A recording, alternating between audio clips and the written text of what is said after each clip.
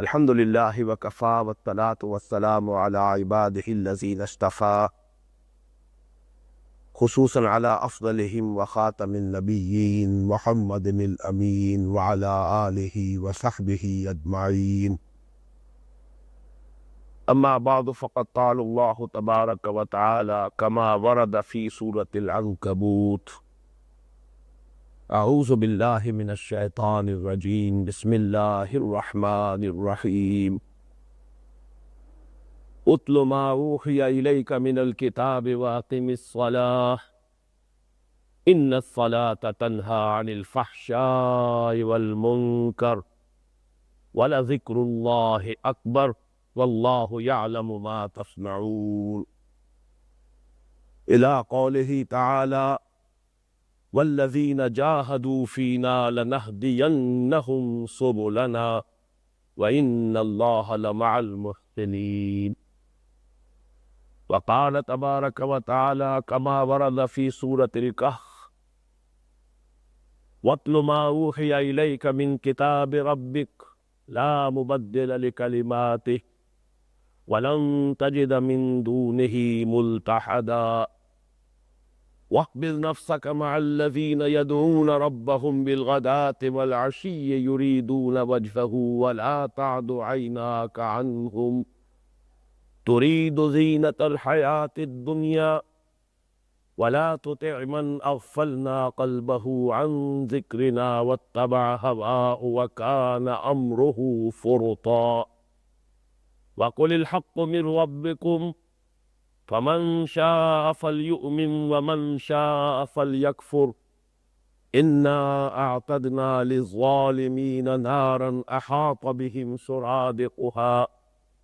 وإن يستغيثوا يغاثوا بماء كالمهل يشوي الوجوه بئس الشراب وساءت مرتفقا صدق الله العظيم رب اشرح لي صدري ويسر لي امري واحلل عقدة من لساني يفقهوا قولي اللهم ربنا الهمنا رشدنا واعذنا من شرور انفسنا اللهم ارنا الحق حقا وارزقنا اتباعه وارنا الباطل باطلا وارزقنا اجتنابه اللهم وفقنا لما تحب وترضى آمین یا رب العالمین۔ یہ بات اس سے پہلے بیان ہو چکی ہے کہ مطالعہ قرآن حکیم کے جس منتخب نصاب کا درس ان مجالس میں ہو رہا ہے اس کے حصہ پنجم کا جو درس دوم تھا، لیکن نئی ترتیب میں وہ درس سوم ہے، تیسرا درس، وہ سورہ عنکبوت کے آخری 3 رکوعوں پر مشتمل ہے، 5واں، 6واں، 7واں رکوع۔ مزید برآں اسی کے زمینے کے طور پر اس درس میں سورہ کہف کی بھی ہم مضمون آیات شامل ہیں۔ یہ 3 آیات ہوں جن کی ابھی تلاوت کی گئی ہے، آیات نمبر 27، 28 اور 29۔ یہاں تک سورہ عنکبوت کے 3 رکوعوں کا تعلق ہے، جیسے کہ اس سے قبل کے 3 رکوعوں کے بارے میں عرض کیا گیا کہ اس میں بھی 2 مضامین کی لڑیاں تھیں کہ جو آپس میں گتھی ہوئی تھی، اگرچہ اصلاً اس میں جو مکی صورتوں کے عام مضامین ہیں انہی کا بیان ہے، توحید کا بیان ہے، اثبات معاد کا بیان ہے، اور انباء الرسل، انبیاء اور رسولوں کے حالات کا بیان ہے، ان کی قوموں کے انجام کا بیان ہے، لیکن در حقیقت انہی کے بید السطور 2 تصویریں پیش کی گئیں یا 2 آئینے دکھا دیے گئے۔ یہ جو حق و باطل کی کشمکش سرزمین مکہ میں جاری تھی، ایک جانب نبی اکرم صلی اللہ علیہ وسلم اور آپ کے جانثار صحابہ کرام تھے، دوسری جانب قریش مکہ ان کے سردار سے۔ اس کشمکش میں جو 2 کردار تھے دکھایا یہ گیا ہے، علامہ اقبال کے اس شعر کے مصداق، یہ ستیزہ کار رہا ہے ازل سے تا امروز، چراغ مصطفی سے شرار بولہبی۔ یہ کشمکش ہمیشہ چلی آ رہی ہے، داعیان حق آتے رہے، انبیاء آتے رہے، اللہ کے رسول مبعوث ہوتے رہے، وہ اپنی دعوت پیش کرتے رہے، سردار اپنی اپنی قوم کے ان کی مخالفت پر قبر کرتے رہے۔ چنانچہ یہ دو کردار ہیں کہ جو اس تاریخ کے آئینے میں گویا کہ اس وقت جو بھی شکل تھی مکے میں، انہی کی تصویر ہے جو دکھائی گئی۔ اسی میں مسلمانوں کے لیے صبر کی تلقین، اللہ تعالیٰ کی نصرت کے بارے میں پر امید رہنا، یہ گویا کہ مسلمانوں کی حوصلہ افزائی کے لیے اور کفار کے لیے تحدید اور تنبیہ کہ جس انجام سے فرعون نہ بچ سکا، جس انجام سے قوم سمود اور عاد جیسے زبردست اقوام نہ بچ سکی، جس انجام سے عمورہ اور سمور کی جو بستیاں ہیں وہ جو تباہ و برباد ہوں گے اور جس سے دو چار ہوں گے، آخر تم کیسے بچ جاؤ؟ تمہارا بھی وہی حشر ہو کر رہے گا اگر تم نے اسی طرح اس دعوت کی مخالفت پر کمر کسے رکھ۔ کچھ ایسا ہی معاملہ ان 3 رکوعوں کا بھی ہے۔ ان میں بھی 2 مضامین کی لڑیاں ہیں کہ جو آپس میں پیوست ہیں یا گندھی ہوئی ہیں۔ اس کی بہت سے حضرات کو شاید یہ بات یاد آ گئی ہو کہ اس کی ایک مثال جو ہے سورہ بقرہ کے نصف ثانی کے ضمن میں نے جب مضامین کا تجزیہ کیا ہے تو وہاں بھی مثال یہ دی تھی کہ 4 لڑیاں ہیں کہ جو آپس میں وہاں گندھی ہوئی ہے، تو جیسے مختلف لڑیوں کو مٹ کر ایک رسی کی شکل دی جاتی ہے۔ اب اگر وہ مختلف رنگ کی لڑیاں ہیں تو جب آپ رسی کو دیکھیں گے تو وہ رنگ کٹے پھٹے نظر آئیں گے۔ رسی کو کھول دیں گے تو معلوم ہوگا کہ ایک سرخ لڑی ہے اور وہ مسلسل ہے، ایک نیوی ہے وہ مسلسل ہے، ایک ہری ہے وہ مسلسل ہے، ایک سفید ہے وہ مسلسل ہے۔ لیکن جب آپ ان کو بٹ دیتے ہیں تو اب رسی کو جب دیکھیں گے تو وہ رنگ جو ہے وہ منتفع نظر آئیں گے کہ ابھی سرخ نظر وہ آ رہا ہے، پھر وہ نیلا ہے، پھر ہرا ہے، پھر وہ سفید ہے۔ اسی طریقے سے ان 3 رکوعوں میں 2 لڑیاں ہیں مضامین کی۔ ایک تو وہی جو مکی صورتوں کا عام مضمون ہے، لیکن یہاں انباء الرسل کی بجائے توحید اور رسالت کا اثبات، خاص طور پر رسالت کا اثبات۔ ان کی طرف سے جو ایک مطالبہ ہو رہا تھا کہ اگر آپ آتے ہیں اللہ کے رسول ہیں تو ہمیں اسی قسم کے معجزے دکھائیے کہ جیسے خود آپ کے کہنے کے مطابق سابقہ انبیاء اور رسل کو عطا کیے گئے۔ اس پر رد و قدا ہے۔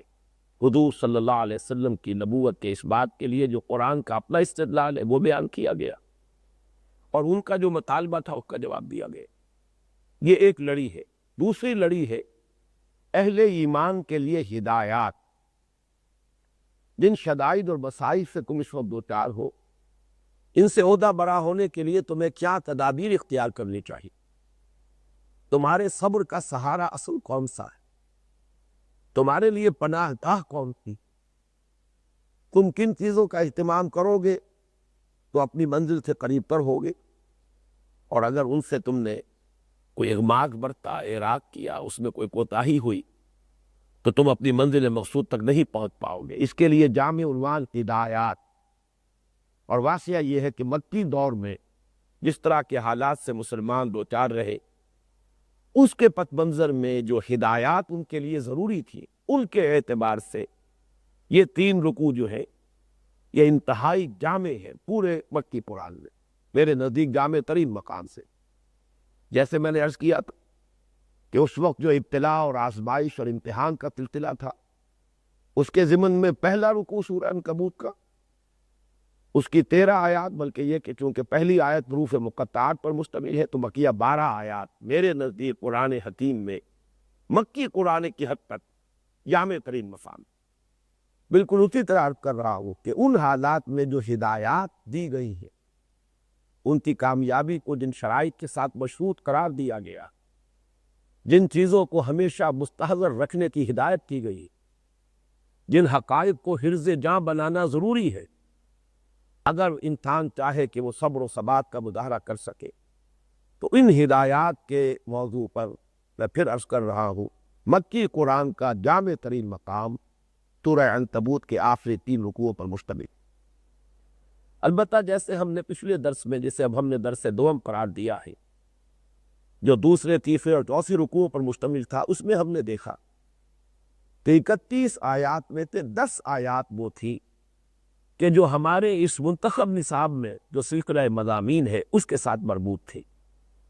وہاں تو ہم نے مطالعہ ہی صرف ان منتخب 10 آیات کا کیا، 4 دوسرے رکوع کی پہلی آیات، 4 5ویں رکوع کی آخری آیات اور 2 آیات درمیان۔ یہاں بھی معاملہ ایسا ہی ہے، یہ جو رکوع ہے 5واں 6واں اور 7واں، اس کی کل آیات 25 ہے، ان میں 10 آیات ہی ہیں وہ کہ جن میں خطاب ہے مسلمانوں، جو گویا کہ ان ہدایات پر مشتمل ہے جن کا میں نے ابھی تذکرہ کیا۔ بقیہ 15 آیات میں خطاب کفار اور مشرکین سے ہے، ان کے ساتھ نقد و قضا ہے، بیت و تمہیس، ان کے اعتراضات کا جواب۔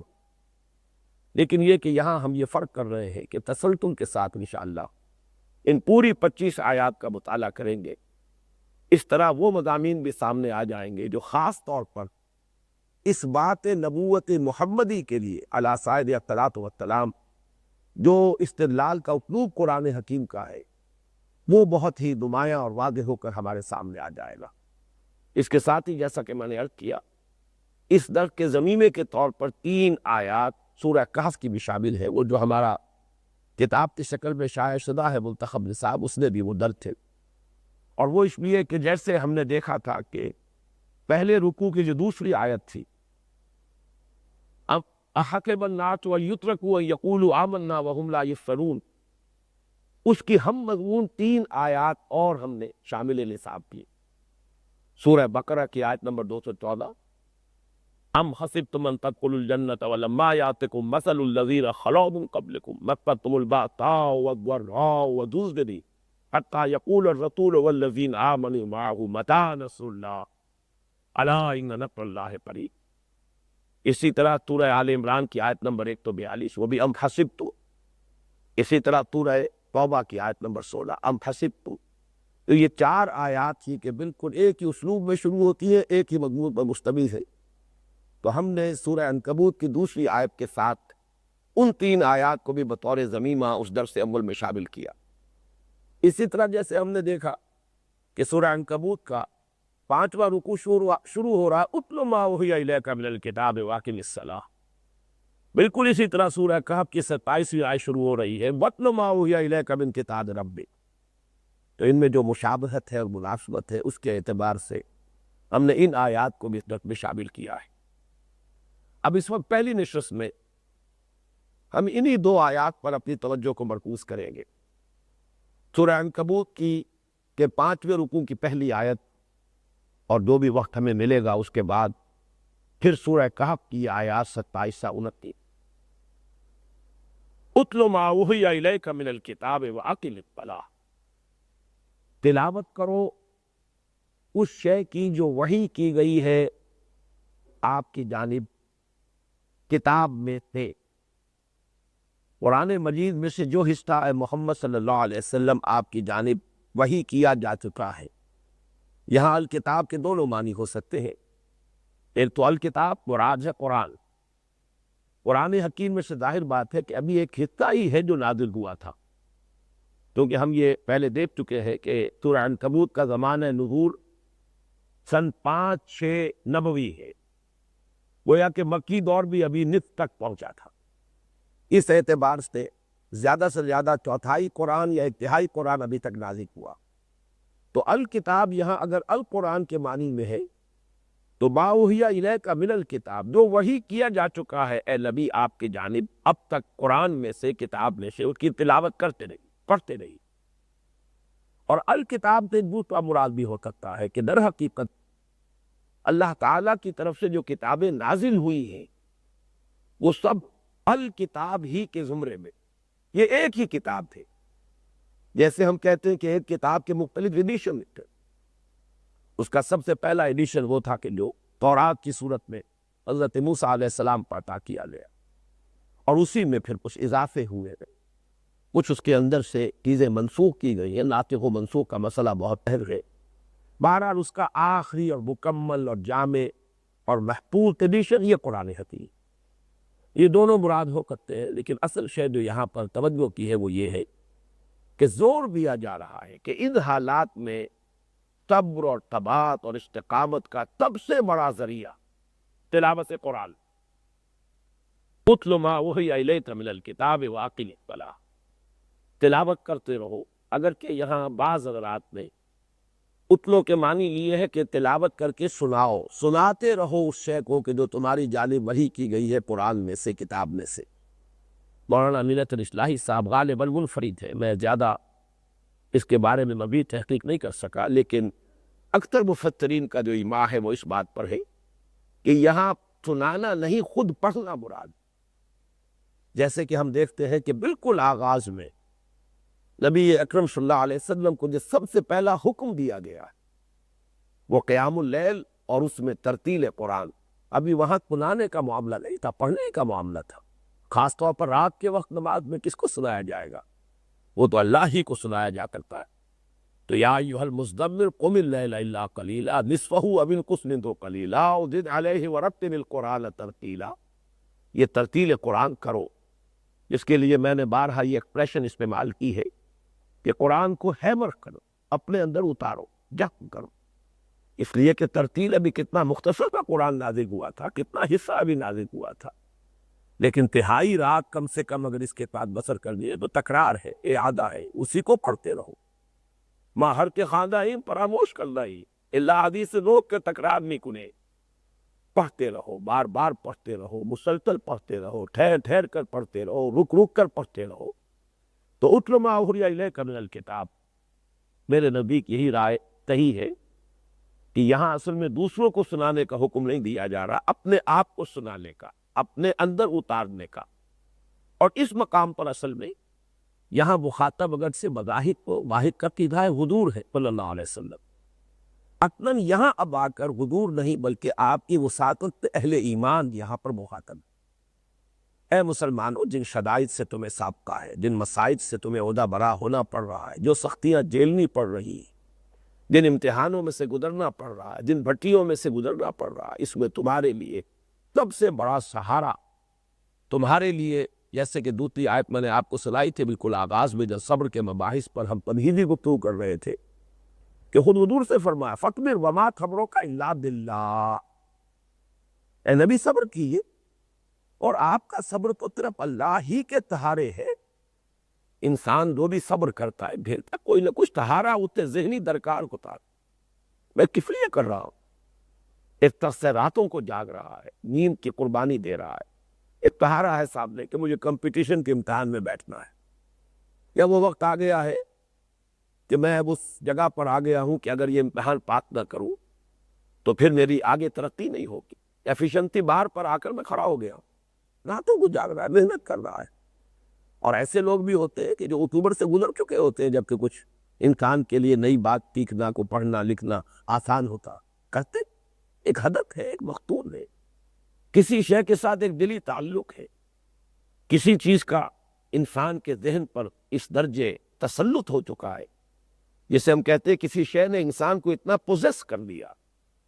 کہ اب اس کی بنا پر وہ سب کچھ کرنے کے لیے تیار ہے، بڑی سے بڑی قربانی دینے کے لیے تیار ہے، بڑے سے بڑا ایثار کرنے کے لیے تیار ہے۔ بلکہ واقعہ یہ ہے کہ یہ بڑی قربانی اور بڑا ایثار اور بڑا امتحان دیکھنے والوں کو نظر آتا ہے، وہ شخص جو خود گزر رہا ہوتا ہے ان وادیوں میں سے اسے محسوس بھی نہیں ہوتا۔ اس لیے تو اس کی لگن، اس کی دھن، یہ در حقیقت لوگوں کو نظر آتا ہے شاید پاگل ہو گئے، جیسے کہ ہم پڑھ چکے ہیں نفاق کے موضوع پر، کہ جب کہا جاتا تھا منافقین سے کہ آمنوا کما آمن الناس، جیسے دوسرے لوگ ایمان لا رہے تھے تم بھی ایمان لاؤ، ان کا جواب یہ تھا کہ انؤمن کما آمن السفہاء، کیا ہم ان لوگوں کی طرح ایمان لائیں؟ یہ تو بے وقوف لوگ ہیں، احمق لوگ ہیں، انہیں کسی اپنے مستقبل کی فکر نہیں رہی، انہیں کسی نفع نقصان کا خیال نہیں رہا، یہ تو گویا کہ اس اعتبار سے ذہنی توازن کھو بیٹھے ہیں۔ تو لوگوں کو نظر آتے ہیں وہ دیوانے، اور لوگ جو ہے دنگ رہ جاتے ہیں کہ کیسی کیسی قربانیاں یہ دے رہے ہیں۔ لیکن جس شخص کو واقعتاً کوئی دھن لگ چکی، اس پر اگر کوئی دھن سوار ہو چکی ہو تو اس کے لیے وہ چیزیں بڑی آسان ہیں۔ اب اگر کسی کو اللہ کے ساتھ وہ تعلق قائم ہو چکا ہو، کسی کی اللہ کے ساتھ وہ محبت کا رشتہ جو ہے استوار ہو چکا، جس کو کہ قرآن مجید میں کہا گیا کہ والذین آمنوا اشد حبا للہ، اس محبت سے سرشار ہو کر ایک آدمی بڑی سے بڑی قربانی دے جائے گا، بڑے سے بڑے صبر اور سماعت اور استقامت کا دے مذاکرہ کرے گا، دیکھنے والے دنگ رہ جائیں گے، ان تو رونگٹے کھڑے ہو۔ بس تو میں نے کئی بار عرض کیا ہے کہ ایک واقعہ پڑھ کر جھرجھری آتی ہے انسان کو، اور انسان سوچتا ہے کہ ایسا بھی ممکن ہے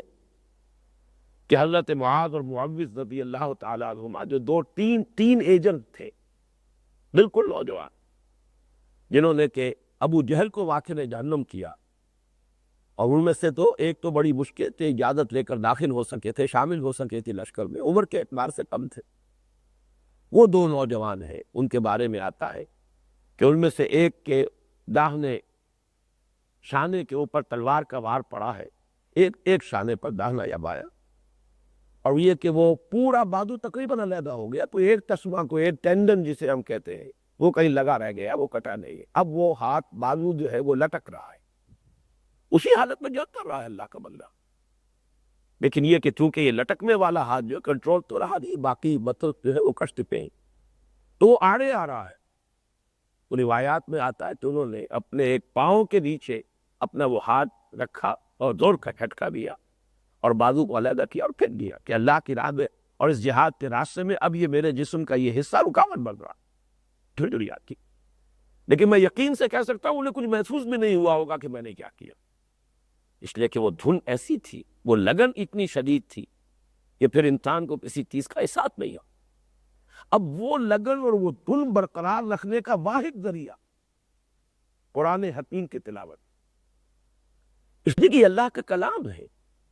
عظمت قرآن کے موضوع پر میں نے بارہا جو تقاریر کی ہے، ان میں خاص طور پر اس نقطے کو واضح کرنے کی کوشش کی ہے کہ کلام جو ہے وہ متکلم کی صفت ہوتا، گویا کہ یہ اللہ کی صفت ہے۔ اس کے حروف اب یہ لکھے ہوئے ہیں تو اس کا ایک رقم الخط ہے، جب ہم پڑھتے ہیں تو مخارج سے ان الفاظ کو ادا کرتے، لیکن حقیقت میں یہ اللہ کا کلام جو اللہ کی صفت ہے، اللہ کی صفت کے حوالے سے اب جو تعلق قائم ہوگا، جو رشتہ استوار ہوگا اللہ کی ذات کے ساتھ، وہ کسی اور شے سے نہیں ہوگا۔ باقی ہر شے سے تعلق استوار ہوگا وہ بالواسطہ ہوگا، وہ انڈائریکٹ ہوگا۔ ڈائریکٹ کانٹیکٹ اللہ کے ساتھ اور ڈائریکٹ تعلق اللہ کے پاس وہ صرف ایک شے ہے جس کے ذریعے قائم ہو سکتا ہے، وہ اللہ کی کتاب۔ اس لیے اس شد و مت کے ساتھ جو تاکید کی جا رہی ہے، اسی لیے ابتدا میں حضور سے، اور وہاں ظاہر بات ہے کہ پرسنلی حضور ہی مخاطب تھے۔ یا ایھا المزمل قم اللیل الا قلیلا نصفہ منہ قلیلا او زد علیہ ورتل القرآن ترتیلا انا سنلقی علیک قولا ثقیلا۔ اس لیے کہ دوسرے رکوع میں جو آیت نازل ہوئی ہے کہ ہمیں معلوم ہے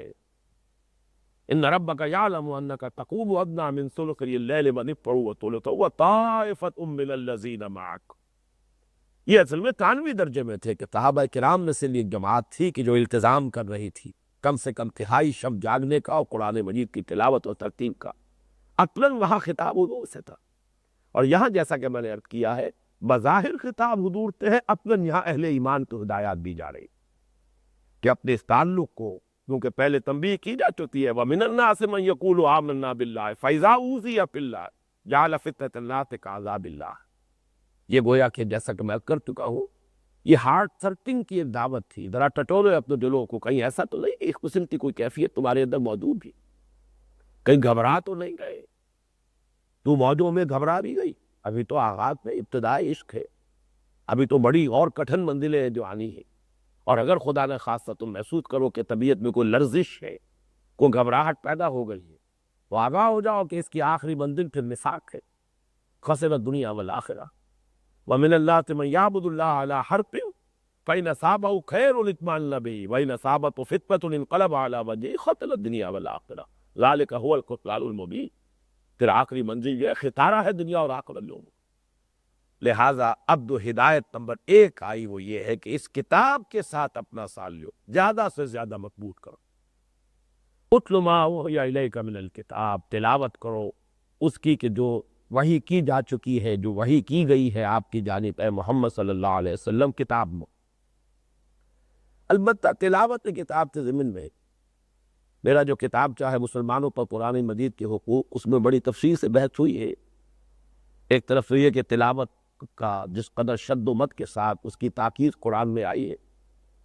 کہیں ایک کلام خبریہ کی شکل میں ہے والذین الذین آتیناہم الکتاب یتلونہ حق تلاوتہ، اس کا حق ادا کرو، لیکن یہ ہے کہ اس کے ساتھ ہی کچھ اور تنبیہات بھی ہے جو کی گئی۔ تلاوت محض تلاوت برائے ریاکاری، تلاوت برائے مقابلہ حسن اعتراض، یہ تلاوتیں جو ہے کہ جن کو ہم نے کھن بنا لیا ہے، اس میں انتہائی تشنع کا معاملہ ہوتا ہے، جس میں پھر مظاہرے ہوتے ہیں، جس میں پھر مقابلے ہوتے ہیں، یہ چیزیں در حقیقت اس کی پرورٹڈ فارم۔ اصل تلاوت ہے خود اس طور سے پڑھنا، جیسے کہ ترتیل کے بارے میں ایک روایت میں نے اس کتاب کے میں نقل کی ہے کہ اتلو القرآن وابکو، قرآن پڑھو اور رو، اس لیے کہ اگر قرآن کی تاثیر تمہارے قلب پر ہوگی تو رقت طاری ہوگی، ممکن نہیں ہے کہ یہ دلوں کو نرم نہ کرتے، جیسے کہ سورہ یونس میں فرمایا یا ایھا الناس قد جاءتکم موعظۃ من ربکم وشفاء لما فی الصدور، یہ موعظہ ہے، یہ نصیحت ہے جو کرک اوپر آ جاتا ہے دلوں کے، اس کو رفع کرنے والی اور دفع کرنے والی شے۔ لیکن یہ کہ اگر وہ ایک رسمن پڑھا جا رہا ہو، اگر اس کو جیسا کہ میں نے پہلے کہا ہے ریاکاری کے لیے، دنیا کمانے کے لیے، پروفیشنل انداز میں پڑھا جا رہا ہو، تو یہ تلاوت وہ تلاوت نہیں۔ اس ضمن میں کچھ میں ایک تو متفق علیہ روایت سے یہ سنانا چاہتا ہوں، یہ بخاری اور مسلم میں بھی ہے اور موطا امام مالک میں امام مالک بھی لائے ہیں کہ کچھ لوگ ایسے ہوں گے، میری امت کے کچھ لوگ ایسے بھی ہیں، حضور نے فرمایا، مرفوع حدیث ہے، یقرؤون القرآن ولا یجاوز حناجرہم، قرآن تو بہت پڑھتے ہیں، وہ خوب پڑھتے ہیں، قرأت کرتے ہیں، لیکن وہ ان کے حلق سے نیچے نہیں اترتا۔ وہ سارا کھیل یہی ہو رہا ہے، وہ آواز کا کھیل ہے، وہ اس کے مختلف جو بھی اس کی مشقیں ہو رہی ہیں، جو بھی اس میں اپنی ایک مہارت کا ثبوت دیا جا رہا ہے، وہ سب یہیں تک ہے، اس سے آگے نہیں۔ ولا یجاوز حناجرہم یمرقون من الدین مروق السہم من الرمیہ، اور حضور نے یہ پیشگی گویا کہ خبر دی تھی کہ یہ لوگ اس طرح نکل جائیں گے دین سے جیسے کہ تیر کمان سے نکل جاتا ہے۔ اور اسی کی مثال میں دیا کرتا ہوں کہ نبی اکرم صلی اللہ علیہ وسلم کی اپنی حیات دنیاوی ہی کے آخری ایام میں ارتداد کا فتنہ شروع ہو چکا تھا، اگرچہ ابھی آپ کی حیات دنیاوی کے آخری ایام میں ابھی وہ بہت ابتدائی سٹیجز میں تھا، لیکن آپ کے انتقال کے بعد لاکھوں آدمی مرتد ملے، معلوم ہوا کہ وہ ایمان ان کے دلوں میں نہیں اترا تھا۔ ان کی اکثریت ظاہر بات ہے کہ انہی لوگوں پر مشتمل تھی کہ جن کے بارے میں سورہ حجرات کی آیت ہم پڑھ چکے ہیں، قالت الاعراب آمنا قل لم تؤمنوا ولكن قولوا اسلمنا ولما يدخل الايمان في قلوبكم، یہ بدو کہہ رہے ہیں ہم ایمان لے آئے، نبی ان سے کہہ دیجئے تم ایمان نہیں لائے ہو، بلکہ یوں کہو کہ ہم مسلمان ہو گئے اور ابھی تک ایمان تمہارے دلوں میں داخل نہیں۔ تو یہ ان کی کیفیت تھی۔ اسی طرح وہ روایت بھی میں اپنے اس کتاب سے میں نقل کر چکا ہوں، یہ حضرت صہیب رومی سے رضی اللہ تعالیٰ عنہ، امام ترمذی نے روایت کی ہے، ما آمن بالقرآن من استحل محارمہ، قرآن پر اس شخص کا کوئی ایمان نہیں اس نے اس کی حرام کی ہوئی چیزوں کو اپنے لیے حلال ٹھہرا لیا۔ لیکن سب سے اہم روایت جو ہے وہ مسند احمد ابن حنبل کی ہے کہ حضور نے فرمایا اکثر منافقی امتی قراءھا، میری امت کے منافقین کی اکثریت قراء پر مشتمل ہے۔ لیکن میں نے وہی وضاحت کی ہے کہ یہاں قراء اس معنی میں نہ لیجیے جو ہمارے ہاں قاری ہے، ہمارے ہاں تو قاری بیچارہ وہ کہلاتا ہے جس سے قرآن کے معنی مفہوم سے کوئی سروکار ہی نہیں، جانتا ہی نہیں، اس سے تو صرف تجوید کا فن سیکھا ہے اور قراءت کرتا ہے، صحیح طور سے کرتا ہے۔ لیکن عربی میں اصل جو قاری ہوتا تھا خود حضور کے زمانے میں، وہ تو وہ کہ جو چونکہ ان کی اپنی مادری زبان تھی، ان کے لیے قرآن کی قراءت بغیر عین کے ممکن ہی نہیں تھی۔ لہذا اصل میں صورت یہ وہی ہے بات جو یہاں کہی جا رہی ہے اس حدیث میں کہ میری امت کے منافقین کی اکثریت اس کے قراء و علماء پر مشتمل، اور یہ خاص طور پر وہ حدیث ذہن میں رکھیے کہ جو مشکات شریف میں بھی موجود ہے، یوشک ان یاتی علی الناس زمان لا یبقى من الاسلام الا اسمه ولا يبقى من القرآن الا رسمه مساجدهم عامرة وهي خراب من الهدى وعلماؤهم شر الناس تحت عظیم التباع۔ من عندهم تخرج الفتنة وفيهم تعود او كما قال صلی اللہ علیہ وسلم۔ اندیشہ ہے کہ ایک وقت ایسا آ جائے گا کہ اسلام میں سے اس کے نام پہ سوا کچھ نہیں بچے گا، اور قرآن میں سے اس کے حروف کے سوا کچھ نہیں بچے گا، رسم الخط رہ جائے گا، وہی رسم الخط ہے۔ ولا يبقى من القرآن الا رسم الخط ہے، لکھا ہوا ہے۔ ان کی مسجدیں بہت آباد ہوں گی لیکن ہدایت سے خالی، بہت مزین، بہت ویل فرنشڈ، قالین بچھے ہوں گے، ایئر کنڈیشنڈ ہوں گی، اور ماربل کی بنی ہوئی ہوں گی، چھپا ہوا ہوگا پیسہ اوپر، لیکن ہدایت نہیں ہوگی ادنا۔ اور اس کے علماء شر الناس تحت عظیم السماء، وہ آسمان کی چھت کے نیچے کی بدترین مخلوق ہوگے۔ من عندہم تخرج الفتنۃ، فتنہ انہی کے ہاں سے برآمد ہوتا رہے گا، وہ فیہم تعود، انہی میں لوٹتا رہے گا، یعنی فتنے اٹھانے کے سوا انہیں کوئی اور سروکار نہیں۔ کفر کے فتوے ہیں، اختلافی متائی کو ہوا دینا ہے، اسی پر مناظرے بازی ہے، اسی پر شور اور ہنگامہ ہے، اس کے سوا ان کا کوئی مشورہ نہیں۔ بہرحال اس کو نوٹ کر لیجئے کہ ان تنبیہات کے ساتھ، لیکن اب مثبت پہلو کی طرف آئیے۔ بہرحال اللہ سے تعلق حاصل کرنا ہے تو اس کا ذریعہ یہی، اتل ما اوحی الیک من الکتاب واقم الصلاۃ، اور نماز کو قائم رکھو۔ یہ نماز بھی جیسا کہ بارہا اس سے پہلے بیان ہو چکا ہے، اس سے سوم کا پہلا درس ہی ہمارا وہ سورہ مومنون کا ابتدائی آیات 11 آیات، پھر سورہ معارج کی ہم مضمون آیات، اس میں اول و آخر نماز پر لکھی نہیں، لیکن وہاں یہ بات واضح کی جا چکی ہے، نماز مقصود بالذات نہیں ہے، نماز کا ایک مقصود ہے اور وہ ذکر ہے۔ اس پر آگے کی آیت میں اللہ تعالیٰ نماز قائم رکھو، اس کا انتظام، اہتمام، اس کی محافظت، اس کی مداومت، یہ سب الفاظ آ چکے ہیں اس درس کے حوالے سے۔ الذین هم علی صلواتہم یحافظون الذین هم صلاتہم دائمون، تو یہ ان کی کہ مداومت، محافظت، نماز کی کا پورا نظام، یہ در حقیقت قرآن مجید تو گویا کہ مجسم ذکر ہے، لیکن یہ اقیم الصلاۃ لذکری، نماز کو قائم کرو میری یاد کے لیے، یہ در حقیقت تمام ذریعہ ہے ذکر الہی کا۔ وہ لفظ کے بعد میں آ رہا ہے تو میں اس کے بارے میں مزید اس وقت عرض کروں گا۔ تو اتل ما اوحی الیک من الکتاب واقم الصلاۃ، تلاوت کرتے رہو، پڑھتے رہو، کتاب میں سے جو شے وحی کی گئی ہے آپ کی جانب اور جو کی گئی ہے حضور کی جانب، ہے مسلمانوں مداومت کرو اس کی تلاوت پر۔ واقم الصلاۃ، میں نے یہاں قرآن مجید کا کہ وہ تافیق جو ہے یہاں بیان نہیں کی کہ جو جیسے اس کتابچے میں بھی آ چکی ہے، کہ یہی ہے کہ جو دلوں پر زنگ جو آ جاتا ہے اس کو دور کرنے کا ذریعہ، وہ روایت نواں دے چکا ہوں کہ حضور نے فرمایا کہ ان هذه القلوب لتصدع كما يصدع الحديد اذا طابع الماء، قیل فما، اس کے لیے تھیتل کون سا ہے، فما جلاؤها یا رسول اللہ، دلوں پر زنگ آ جاتا ہے جیسے کہ لوہے پر پانی پڑے تو زنگ آتا ہے، تو جلا کیا ہے، سیپی کیا ہے، کثرت ذکر الموت وتلاوت القرآن۔ یہاں جو ہے اصل میں شے کیا ہے کہ اللہ کے ساتھ تعلق کا سب سے مؤثر، سب سے قریبی، سب سے براہ راست ذریعہ قرآن رہتی ہے، کیونکہ یہ اس کی صفت ہے۔ اتل ما اوحی الیک من الکتاب واقم الصلاۃ، نماز قائم رکھو، ان الصلاۃ تنہی عن الفحشاء والمنکر، یقیناً نماز منع کرتی ہے فحش اور منکر کاموں۔ ان الفاظ سے خام خط ایک اشکال بعض لوگوں نے پیدا کر لیا ہے، اس لیے کہ منع کرنا، روکنا، اس کا لازمی نتیجہ یہ نہیں نکلتا کہ جسے منع کیا جا رہا ہے وہ منع ہو ہی جائے گا، یا جس کو روکا جا رہا ہے وہ رک ہی جائے گا۔ جب ہم کہتے ہیں کہ امر بالمعروف کرو، نہی عن المنکر کرو، اس کا لازمی نتیجہ یہ تو نہیں ہے کہ آپ کامیاب ہو جائیں گے، لیکن امر بالمعروف اپنی جگہ امر بالمعروف ہے، نہی عن المنکر اپنی جگہ نہی عن المنکر ہے، اس کی تاکید، اس کا نتیجہ یہ اس کے ساتھ لازم و ملزوم نہیں ہے، یہ دونوں چیزیں اپنی جگہ پر جدا گانا ہے۔ تو نماز کو لازماً روکتی ہے، اب اگر لوگ نہیں رک رہے تو اس میں نماز کا کوئی قصور نہیں ہے، اس میں کوئی منطقی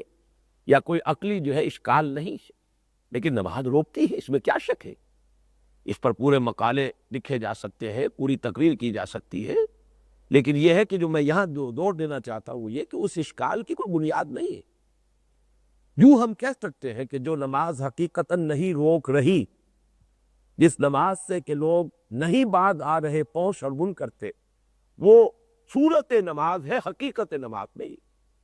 یہ نتیجہ کو نکالا جائے تو صحیح ہوگا، لیکن اس میں اشکال کہ لوگ نمازی ہی ہیں اور ان کا کردار جو ہے ہمیں بالکل متضاد نوعیت کا نظر آتا ہے۔ نمازیں پڑھنے والے بھی ہیں، بلیک مارکیٹنگ بھی کر رہے ہیں، بہت سنگ دل لوگ بھی ہیں،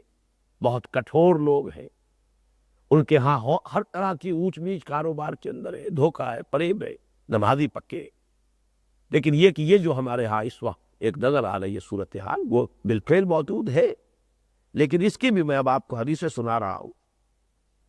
اس کی بھی وضاحت حضور صلی اللہ علیہ وسلم کی طرف سے ہو چکی۔ چنانچہ ایک روایت جو ابن ابی حاتم نے ہے عمران ابن حسین سے رضی اللہ تعالیٰ عنہ، حضور نے فرمایا من لم تنہہ صلاتہ عن الفحشاء والمنکر فلا صلاۃ لہ، وہ شخص جسے اس کی نماز نہیں روک پا رہی فحش اور منکر، حقیقت ہو کہ وہ نماز ہے ہی نہیں۔ فویل للمصلین الذین هم عن صلاتهم ساہون الذین هم یراؤون ویمنعون الماعون، تو ہلاکت ہے، بربادی ہے، تباہی ہے ان نمازیوں کے لیے یہ جو اپنی نمازوں سے غافل ہے۔ ایک رتم ہے، شاہ ولی اللہ دہلوی نے آفات صلات میں سے شمار کیا ہے، نماز کی عادت ہو جاتا، انسان عادی ہو گیا، جیسے انسان کسی اور شے کا عادی ہو جائے، اگر وہ عادت بن گئی ہے تو ایک خاص وقت اس کی طلب اندر سے ابھرے گی، وہ ایک نفسیاتی یا نفسانی تقاضا ہوگا، بلکہ کہا جا سکتا ہے کہ طبعی تقاضا ہوگا، اس کا انسان کے فکر سے، سوچ سے کوئی تعلق نہیں۔ تو وہ نماز کے جس کا تعلق انسان کے فکر سے، انسان کی سوچ سے، انسان کے قلب سے، انسان کے شعور سے نہ ہو، وہ یقیناً ایک رسم تو ہے، نماز کی شکل تو ہے۔ ایک بہت ہی خوبصورت شعر ہے کسی عربی شاعر کا، یعزون عنک وعین العزاء ولکنہ عمل مستحب، وہ اپنے کسی محبوب کے انتقال پر کہہ رہا ہے کہ لوگ آ رہے ہیں، تعزیت کر رہے ہیں، مجھے تسلی دینا چاہ رہے ہیں، یعزون عنک وعین العزاء، کہاں سے تسلی ہو سکتی ہے، کیسے مجھے سکون آ سکتا ہے، لیکن یہ کہ جو کرنے والے کر رہے ہیں ولکنہ عمل مستحب، ایک مستحب عمل ہے، وہ کیے چلے جا رہے ہیں، وہ اپنے لیے تو ثواب حاصل کر رہے ہیں، آ کر تعزیت مجھے کر رہے ہیں، نہیں تعزیت ہو کیسے، مجھے چین آئے کیسے، مجھے تسلی ہو تو کیسے۔ تو بالکل اسی طرح ایک عمل مستحب تو ہے نماز، اس معنی میں اجر و ثواب سے خالی نہیں ہوگی۔ اس فرق کو ضرور نوٹ کیجیے، ہمیں انتہا پسند نہیں ہونا چاہیے کہ اگر کوئی شخص وقت نکالتا ہے اور اپنے اور مصروفیات کو چھوڑ کر آیا ہے، یہی وقت وہ کسی اور کام میں لگا سکتا تھا، تو ایک اس کی محنت پر مشقت جو ہے یہ تو ان ریوارڈڈ نہیں جائے گی، یہ اس کے کریڈٹ میں جائے گا، اس کا کچھ نہ کچھ جو ہے اندراج ہوگا ایک ثواب تک، لیکن نماز نہیں ہے، نماز شے دیگر ہے۔ جیسے کہ وہ حدیثیں جو ہے رمضان مبارک میں ہر مرتبہ یاد کرائی جاتی ہیں کہ من لم یدع قول الزور والعمل به فلیس للہ حاجۃ ان یدع طعامہ وشرابہ، جو شخص جھوٹ بولنا نہیں چھوڑتا، جھوٹ پر عمل کرنا نہیں چھوڑتا، تو اللہ کو کوئی ضرورت نہیں ہے کہ اپنا کھانا پینا چھوڑ دے۔ کم من صائم لیس لہ من صومہ الا الجوع، کتنے ہی روزے دار ایسے ہیں جنہیں اپنے روزے سے سوائے بھوک کے اور کچھ حاصل نہیں ہے۔ اسی طریقے سے یہ حدیث ہے من لم تنہہ صلاتہ عن الفحشاء والمنکر لم یزدد بہا من اللہ الا بعدا، یہ بھی ابن ابی حاتم نے دی ہے، طبرانی میں دی ہے، حضرت عبداللہ بن عباس رضی اللہ تعالیٰ عنہما، جس شخص کو اس کی نماز فحش اور منکر سے نہیں روک سکتی تو اس کو اس کی نماز سے سوائے اللہ سے دوری کی اور کچھ حاصل نہیں ہے۔ یہ بہت زیادہ تنبیہ والی حدیث ہے کہ بجائے اس کے کہ بہت دوری حاصل ہو جاتی ہے، اس لیے کہ نماز پڑھتے ہوئے اقرار کرتا چلا جا رہا ہے ایاک نعبد و ایاک نستعین، اور باہر نکل کر مسجد سے یا نماز سے فارغ ہو کر اللہ ہی کے احکام توڑنے شروع کر دے، تو یہ تو گویا کہ ڈٹائی میں اضافہ ہوتا چلا جا رہا ہے۔ ایک شخص اگر یہ نہیں کہہ رہا اور کچھ کر رہا ہے حرکات، تو غلط حرکت تو اس کی بھی ہے، لیکن ایک شخص جو ہے دن میں 50 مرتبہ دہرا رہا ہے ایاک نعبد و ایاک نستعین، لیکن عمل اس کا وہی کا وہی ہے، پر نالا وہی گر رہا ہے، تو معلوم ہوا کہ اس سے تو اس کے ڈٹائی کے اندر اضافہ ہوتا چلا گیا۔ تو اس پہلو سے لم یزدد بہا من اللہ الا بعدا، اسی طرح یہ حضرت عبداللہ ابن مسعود سے، یہ بھی ابن جریر میں بھی ہے اور ابن ابی حاتم میں بھی، لا صلاۃ لمن یطع الصلاۃ، جو شخص نماز کا کہنا نہیں مانتا اس کی کوئی نماز نہیں، اطاعت ہی نہیں کرتا نماز کی۔ وطاعت الصلاۃ ان تنہی عن الفحشاء والمنکر، اور نماز کی اطاعت یہ ہے کہ وہ روکتی ہے فحش سے اور منکر سے۔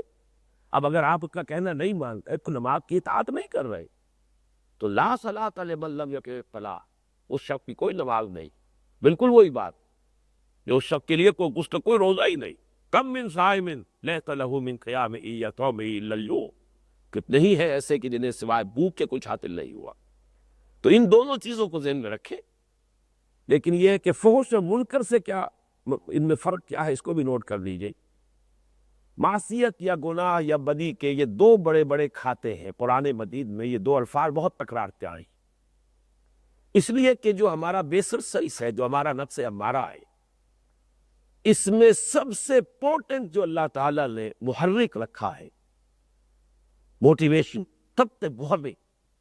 وہ سیکس کا ہے، اس میں کوئی شک نہیں، اس لیے کہ یہ چونکہ بقائے نسل کا ایک مؤثر ذریعہ ہے، اس کے بغیر تو نسل جو ہے آگے چلتی نہیں ہے، اور اس دنیا کو اللہ نے آباد رکھنا ہے، جب تک بھی اس کے پیش نظر ہے، جب تک اس کی حکمت میں ہے، تو بہت شدید داعیہ پیدا کیا۔ اس سے متعلق جو بھی خرابیاں پیدا ہوتی ہیں، اس کے ساتھ حیا، عفت، عصمت، اس کے تصورات ہیں، اگر اس کا پردہ چاک ہونے لگے اور انسان شہوات سے مغلوب ہو جائے اور اس سے حیا اور عفت و حکمت کے پردے چاک ہونے لگے، تو یہ ہے فحشاء، یہ گویا کہ بدی کا، برائی کا، معصیت کا، گناہ کا ایک بڑا کھاتا ہے۔ دوسرا پھر انسان کے اندر حب دولت، حب مال، حب جاہ، ان تمام چیزوں کو یلجا کر لیجیے، اس کے بنا پر جن چیزوں کا انسان ارتکاب کرتا ہے وہ منکرات، برائیاں۔ تو یہ دو کھاتے ہیں اصل میں گناہوں کے، یا جو بھی انسان سے بے اعتدالی ہوتی ہے، جو معصیت ہوتی ہے، حدود اللہ سے تجاوز ہوتا ہے۔ اسی لیے قرآن مجید میں یہ دو الفاظ بکثرت آئے ہیں، جڑے ہوئے اسی طرح ایک جوڑے کی حیثیت سے بریکٹڈ ہو کر۔